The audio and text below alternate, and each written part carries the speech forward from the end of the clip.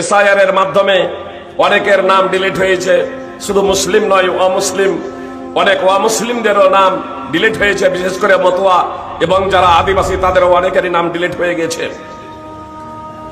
কর্তব্য তো ছিল যারা ডিলিট করছেন তাদেরই প্রমাণ করা যে তুমি ভারতীয় নয়, কিন্তু আপনার নাম ডিলিট হয়েছে, আপনাকেই প্রমাণ করতে হবে যে আপনি ভারতীয়, আপনি বিদেশি নন। আশ্চর্য।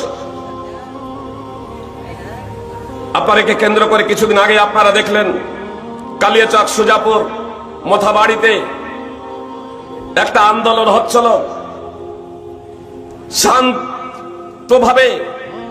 শান্তভাবে আন্দোলন, কিন্তু সেই শান্তভাবে আন্দোলনও যেন বিশৃঙ্খলায় পরিণত হলো, আর মিডিয়া সন্ত্রাসের মাধ্যমে ওটা তো একটা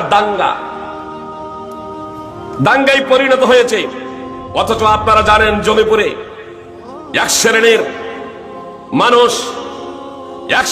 মানুষ অস্ত্র হাতে ধারণ করে নিরীহ মানুষদের দোকানে ভাঙচুর এবং অগ্নিসংযোগ করলো। তাদেরকে যারা ক্যামেরা বন্দী করেছিল তাদের ভিডিওগুলো, তাদেরকে বলা হচ্ছে ভিডিওগুলো ডিলিট করে দাও। এনআইএ এর কোনো খবর নাই, সিবিআই এর কোনো খবর নেই।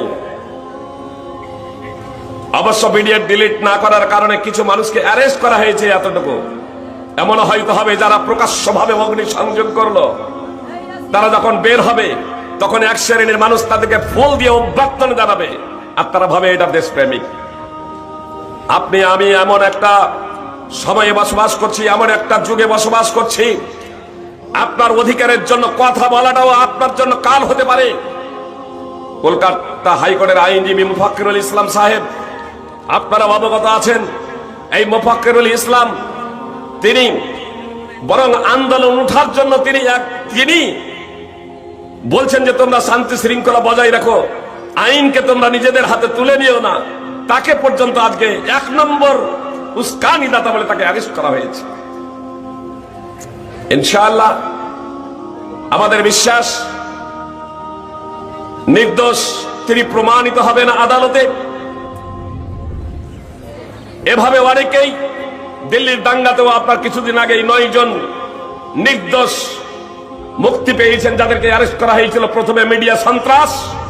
এই মিডিয়া সন্ত্রাসীরা তারা তাদেরকে সন্ত্রাসী বানিয়ে দিয়েছিল নিরীহ শান্ত মানুষ।